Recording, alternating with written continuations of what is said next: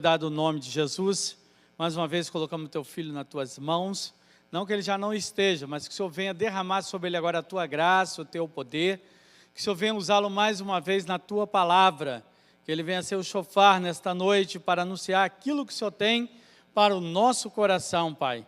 Usa o teu filho de forma poderosa e tremenda, nós entregamos ele nas tuas mãos e que teu Espírito, Senhor, use a boca dele nesta noite, para falar da tua palavra, em nome de Jesus. Amém. Deus abençoe. Amém. Eu salvo os irmãos com a paz do Senhor. Amém. Vocês estão bem, gente? Glória a Deus. Quero te convidar a abrir a Bíblia, 2 Samuel, capítulo 6, versículo 5. E Davi e toda a casa de Israel alegravam-se perante o Senhor, com toda a sorte de instrumentos de madeira de faia, com harpas, e com saltérios, e com tamboris, e com pandeiros, e com símbolos. Apenas até aqui. Nessa passagem do capítulo 6 do livro de 2 Samuel, eu quero tirar para nós aqui nessa noite algumas lições importantes.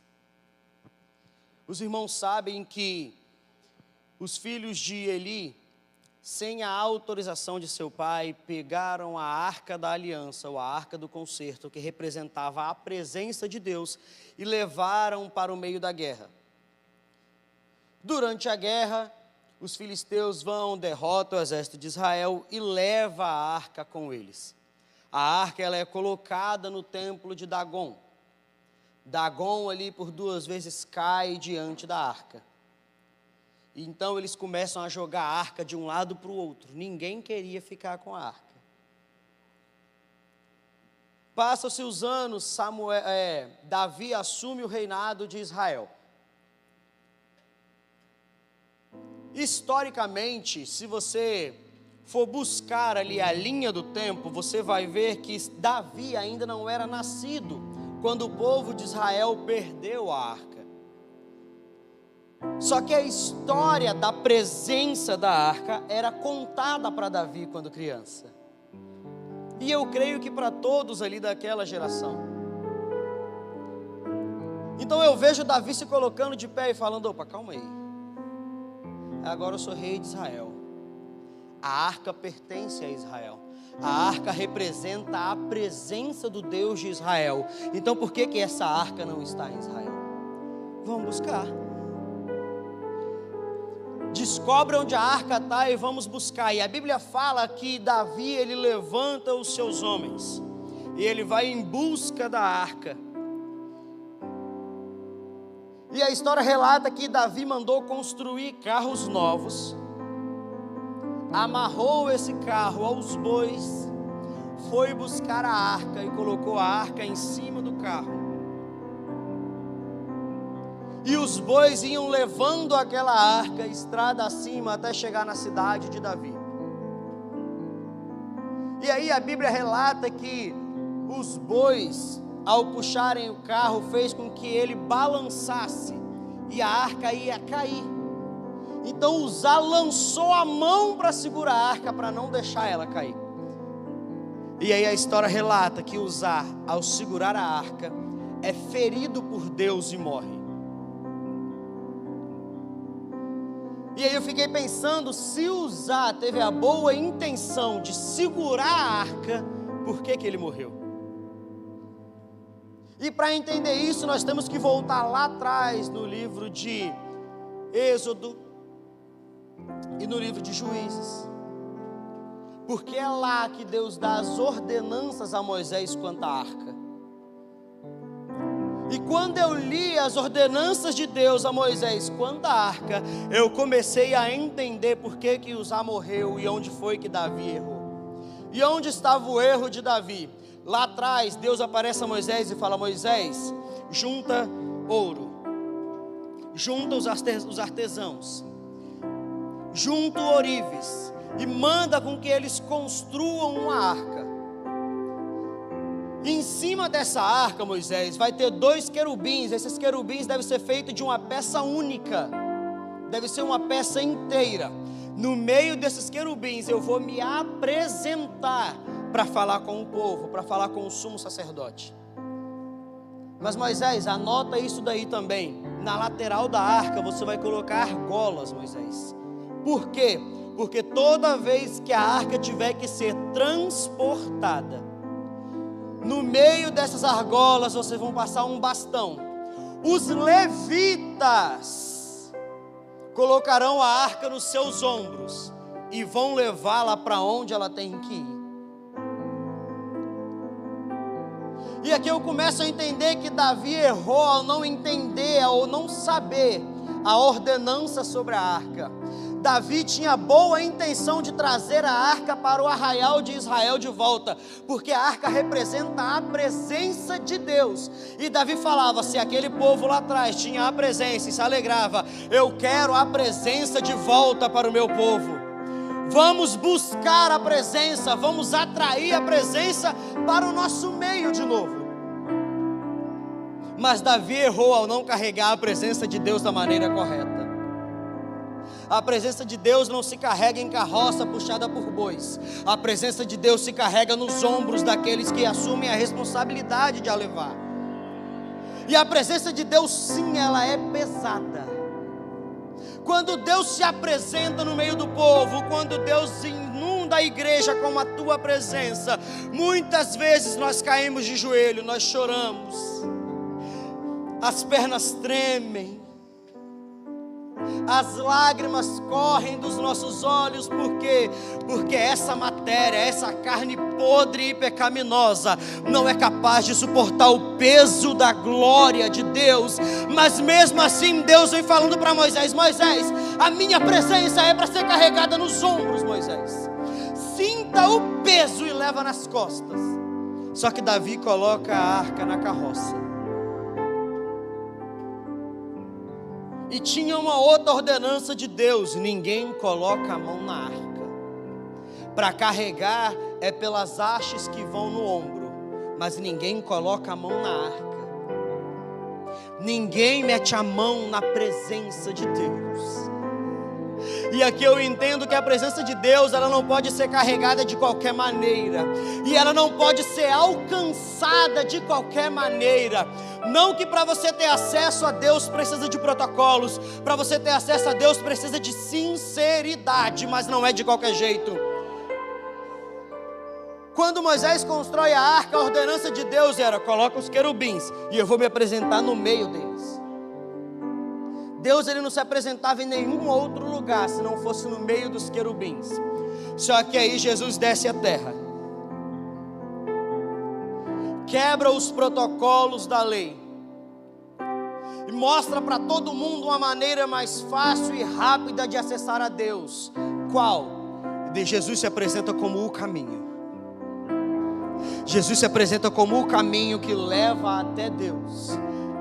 E quando Jesus morre naquela cruz, o véu do templo, o véu que separava o lugar santo do santíssimo lugar onde ficava a arca, o véu se rasga de alto a baixo, e ali era Deus anunciando para o povo: não tem mais protocolo, não tem mais sumo sacerdote tendo que entrar uma vez por ano para conversar comigo. A partir de hoje eu converso diretamente com o meu povo. A partir do sacrifício de Jesus na cruz, todos vocês têm livre acesso à minha presença. Mas não carrega a presença de qualquer jeito. Não carrega a presença de qualquer jeito. Depois que Uzá morre, Davi fala: opa, vamos parar por aqui, porque tem alguma coisa errada. Vamos deixar a arca em um canto. Vamos voltar para casa e estudar para ver como é que funciona esse negócio de carregar a presença de Deus. Eu acho que a gente entendeu errado. Então Davi deixa a arca na casa de Obed-edom. E a Bíblia relata que 3 meses se passaram. Quando alguém chega diante de Davi e fala: Davi, meu rei, eu preciso te contar um negócio. Pois não. Lembra da arca? Eu lembro. E você lembra da casa que nós a deixamos? Eu lembro. Deus abençoou tudo quanto aquela casa tinha, por um único motivo, Davi. Qual? O cuidado com a arca. E aqui eu quero comigo imaginar. A arca estava na casa. E eu imagino que o dono da casa reservou para ela um lugar especial. Ele não podia tocar na arca. Ele sabia que Uzá tinha morrido porque meteu a mão naquela arca. Mas eu posso imaginar ele limpando em volta. Eu posso imaginar ele cobrindo com um paninho para não pegar poeira. Eu posso imaginar ele zelando pela arca. E a Bíblia fala que por conta do zelo que ele tinha com a arca, Deus abençoou tudo quanto ele tinha, irmão. Se você quer ser abençoado, se você quer ser próspero, se você quer crescer na sua vida, cuida primeiramente da presença de Deus que você carrega, porque aquele que prioriza a presença é priorizado por ele também. A Bíblia fala: buscai primeiro o reino de Deus e a sua justiça, e as demais coisas os serão acrescentadas. É a palavra de Deus dizendo para mim e para você: cuida daquilo que é meu, porque do que é seu eu cuido. Cuida daquilo que é meu, porque aquilo que você precisa eu cuido. Zela primeiro pela minha obra e eu zelo pela sua vida. E era isso que estava acontecendo naquela casa. Enquanto os donos da casa cuidavam da presença, a presença abençoava a casa. Enquanto os donos da casa zelavam pela presença, a presença prosperava a casa. Enquanto os donos da casa cuidavam daquilo que era de Deus, Deus cuidava daquilo que era da casa. Aí Davi entende: opa, peraí, eu já sei o que eu tenho que fazer. Davi junta os levitas, levanta o povo, pega a trombeta ou o chofar, junta todos os instrumentos e ele fala: agora vamos lá buscar a arca de novo, mas vai ser diferente. Como que nós vamos fazer? Os levitas vão levar a arca nas costas. Mas a viagem é longa, não importa, leva o peso nas costas. A caminhada é longa, não importa, leva a presença nas costas. Vai demorar a chegar em casa, não importa, leva a presença nas costas. E aí Davi institui: os levitas vão na frente, carregando a arca nas costas. Nós daremos 6 passos e antes de dar o 7º ofereceremos sacrifício a Deus. E ali o povo pega a arca, coloca nas costas, dá 6 passos. Antes de dar o 7º eles param e adoram a Deus. Dão mais 6 passos antes de dar o 7º, eles param e adoram a Deus. E aqui eu começo a entender Davi ensinando para mim: não vai muito longe sem lembrar de adorar a Deus, não. O nosso dia é corrido, a gente trabalha, estuda, tem filho, tem marido, tem esposa, tem os cuidados da casa, mas Davi está falando: não dá muitos passos sem adorar a Deus, não. Caminha um pouquinho, mas para, nem que seja 10 minutinhos do seu dia e fala: Deus, muito obrigado. Caminha mais um pouquinho e olha para trás e fala: eu cheguei até aqui. Deus, muito obrigado. Eu imagino que a caminhada foi longa e aqueles homens tinham que carregar a arca nas costas e ela não era leve. Mas eu posso imaginar um povo carregando com prazer aquele peso. Eu imagino aqueles levitas caminhando, eu imagino já um ombro ardendo, as costas doendo, mas eles dizendo: está doendo, mas é a presença. Está machucando o ombro, mas eu estou levando a presença. As pernas estão cansadas, mas eu estou carregando a presença. Dá vontade de beber água às vezes, o cansaço bate, mas eu estou carregando a presença. E eu preciso levar a presença para o lugar que é dela.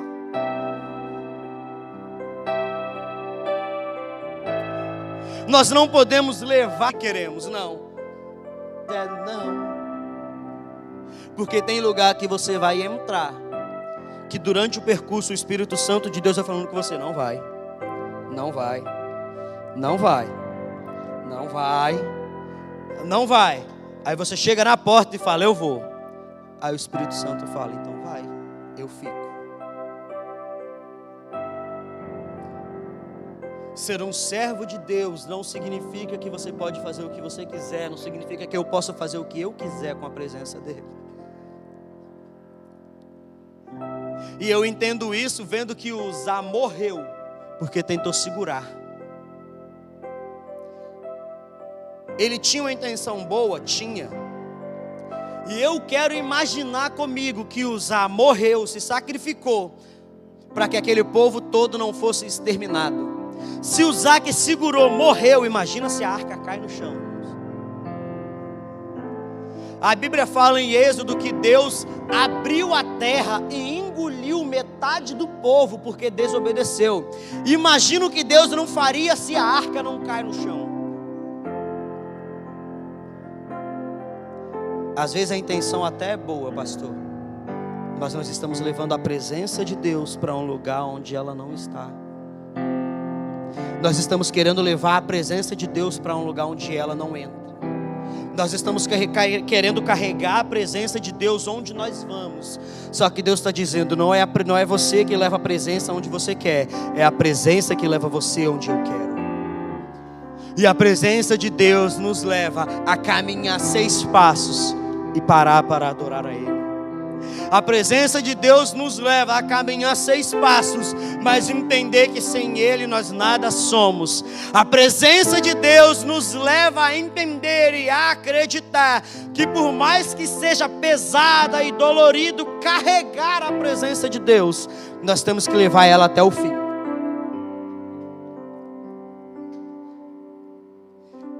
E a Bíblia fala que Davi, ele se despiu das suas vestes reais. Ele agora se veste apenas com um éfode de linho, ou com uma roupa de baixo. Para exemplificar, é como se fosse aquela bata que muitas igrejas usam no batismo. Era aquilo ali que Davi estava vestido. Davi tirou a coroa. Davi guardou a espada. Davi guardou o escudo. Davi guardou a sua armadura. Davi deixou a sua carruagem real. Davi deixou de lado os seus cavalos. Davi ignorou onde ele estava e diante de quem ele estava. E a Bíblia fala que Davi bailava e dançava diante da arca da aliança. Davi pulava e dançava diante da presença de Deus. E isso me faz entender que Davi reconheceu que ele até poderia ser rei de Israel, mas que agora ele estava diante do Rei dos Reis. Davi entendeu que ele até tinha autoridade da terra, mas ele estava diante daquele que tinha autoridade no céu e na terra. Davi entendeu que ele era rei, mas ele estava carregando a presença daquele que era maior do que ele. E Davi reconhece que se chegou alguém que é maior do que ele desce. Ele abre mão de tudo aquilo que fazia ele grande, e ele se torna pequeno para adorar a Deus. E quando eles vão chegando na cidade de Davi, Mical está na janela. E quando Mical vê Davi de longe pela janela, a Bíblia fala que, repara que Mical não abriu a boca. A Bíblia fala que Mical desprezou Davi em seu coração. Ela não abriu a boca. Só que o mesmo Deus que estava recebendo a adoração de Davi, estava ouvindo a crítica do coração de Mical.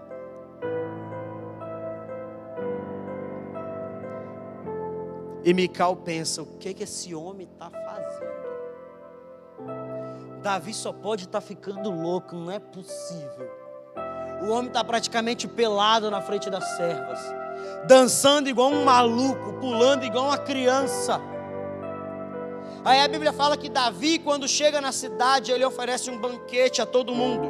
Ele abençoa o povo, abençoa o arraial. E ele sai, porque ele saiu de onde ele estava com a intenção de abençoar a sua casa também. Só que antes que Davi chegasse em casa, Mical corre ao seu encontro. E aí Mical repreende com a boca Davi. O que você fez, Davi? Você é o rei desse povo. E você está se comportando como um louco, dançando e pulando na frente desse caixotinho dourado. Aí Davi olha para Mical e fala: Mical, faz não, Mical. É sim, Davi. Você não pode fazer isso. Você é rei, você é o grandão aqui. E eu imagino Davi olhando para ele falando: Mical, eu posso até ser grande aqui, mas alguém maior do que eu voltou para o arraial, Mical. Alguém maior do que eu chegou aqui, Mical.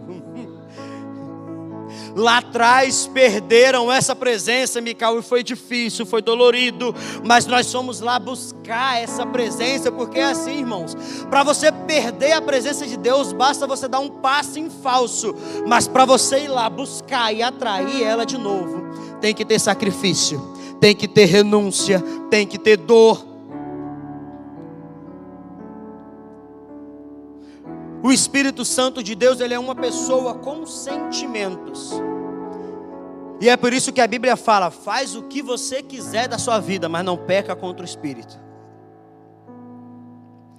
Porque o pecado contra ele não tem perdão.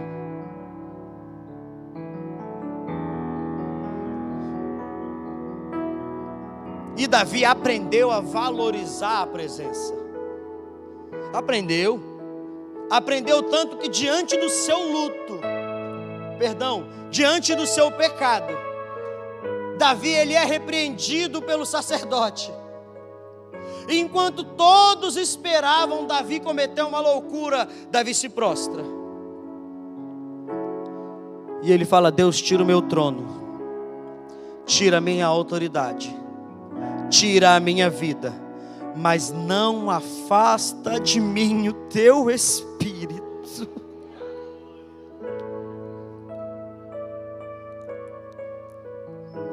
Davi reconheceu que a presença de Deus na vida dele era mais importante do que o trono. Davi entendeu que a presença de Deus na vida dele era mais importante do que as roupas que ele vestia. Davi entendeu que a presença de Deus na vida dele era mais importante do que a comida que ele comia. Só que voltando lá em Mical, Davi ia para casa para abençoar a sua casa. Mas diante da atitude de Mical, ele fala: Mical, porque você questionou ou você criticou a minha adoração a Deus, a partir de hoje a sua madre será cerrada e você não irá gerar filhos. E eu quero aplicar aqui para nós de duas formas diferentes. A primeira: Mical se tornou estéril, mas Davi continuou gerando. Por quê? Porque quem adora gera fruto, mas quem critica morre. Quem adora gera, quem critica morre. E aqui eu quero deixar um conselho para todos nós aqui nessa noite. Se você vê o seu irmão chorando, ou ajoelhado, ou rolando no chão, ou pulando, ou dançando, deixa, irmãos. Deixa, porque ali é ele e Deus. É meninice se for, é ele e Deus. É adoração se for, é ele e Deus. Mas eu gosto de adorar calado, então adore calado, você e Deus. Eu gosto de sentir a presença dele e chorar, então chore você e Deus. Eu gosto de ajoelhar e orar e adorar, então vai você e Deus. Mas não mexe com quem está adorando, porque você corre o risco de parar de gerar, porque está tocando em quem está adorando. Deixa, irmãos. Quer chorar, irmão? Chora você e Deus. Quer dançar? Dança você e Deus. Quer deitar no chão? Deita você e Deus.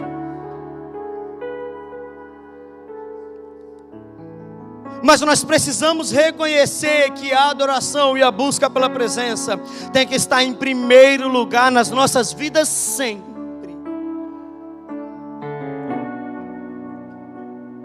E para carregar a presença de Deus, para carregar a presença do Espírito Santo de Deus, não é de qualquer jeito, não é de qualquer maneira. nós precisamos ter a ciência de que o Espírito Santo ele é uma pessoa com sentimentos.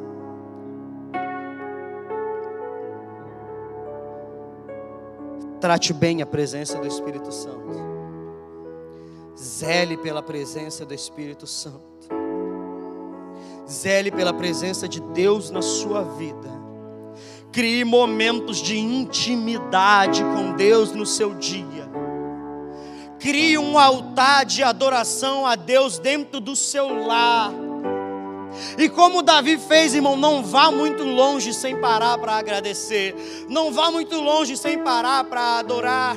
Nem que seja na hora de beber água, irmão. Pega esse copo de água, dá um gole e fala: Deus, obrigado. Nem que seja na hora da refeição: Deus, obrigado.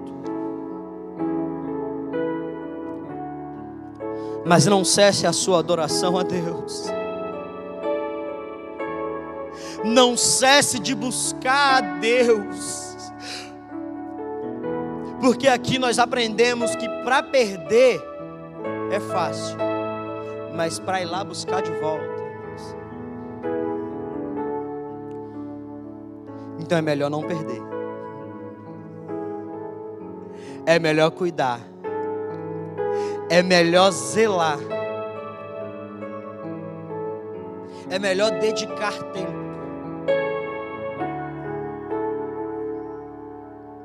Eu sou líder de jovens lá na igreja e eu falo com eles que só é possível ter intimidade com quem você dedica tempo. E é em vão você ficar muitas vezes cantando: ah, eu quero conhecer Jesus, eu quero conhecer Jesus, o meu amado é o mais belo. Se você não abre a Bíblia uma vezinha para ler, nem que seja um versículo, a sua oração é aquela de 30 segundos, desses 30, 25 você passou cochilando ainda. Eu só tenho intimidade com a minha esposa, eu só tenho intimidade com o meu filho, porque eu dedico tempo a eles. A vida é corrida, a gente trabalha, estuda, prega, canta, vai para a igreja, toca, mas eu tenho que arrumar tempo para o meu filho. Eu tenho que arrumar tempo para minha esposa. E eu tenho que arrumar tempo para Deus. Se eu não tiver o meu tempo com Deus, como eu posso dizer que eu sou íntimo dele? E muitas vezes, pastor, nós erramos por buscar a Deus com muita religiosidade. Alguns dias atrás, uma jovem lá da igreja perguntou: como que você fala com Deus assim e Deus te responde? E você vai orar e a gente sente que você está falando com Deus. E eu falei para ela: é simples. Eu converso com Deus da mesma forma que eu converso com o meu pai. Porque a Bíblia fala que eu fui adotado por Ele. E eu ganhei o direito de ser chamado filho. Então as minhas orações, elas são simples. As minhas orações é dobrar o joelho e falar: pai, hoje eu estou triste. Pai, hoje o dia não foi legal. Pai, hoje o dia foi pesado. Hoje eu me magoei com alguém. Hoje eu fiquei chateado. E já teve vezes de eu orar, de eu dobrar o joelho e falar: Deus, hoje eu estou com sono. Eu estou muito cansado, mas eu estou aqui. Então me ajuda a conversar contigo. Dedique tempo a Deus e seja sincero com Ele. Não é dobrar o joelho e falar: excelentíssimo, grandioso, majestoso, eterno e inefável Pai. Você não conversa assim com ninguém, irmão. Eu não converso assim com ninguém. E quando a gente fala de ter intimidade com o Pai, e quando nós falamos de ter intimidade com a presença de Deus, a intimidade começa pela sinceridade. Então, quando eu for falar com o Pai, converse com Ele como se você estivesse conversando com o seu Pai. Meu paizinho, eu estou fraco. Meu pai, hoje o dia não foi bom. Meu pai, hoje eu só quero a tua presença. Hoje tudo que eu quero é a tua presença. Hoje tudo que eu quero é sentir um pouquinho da tua presença.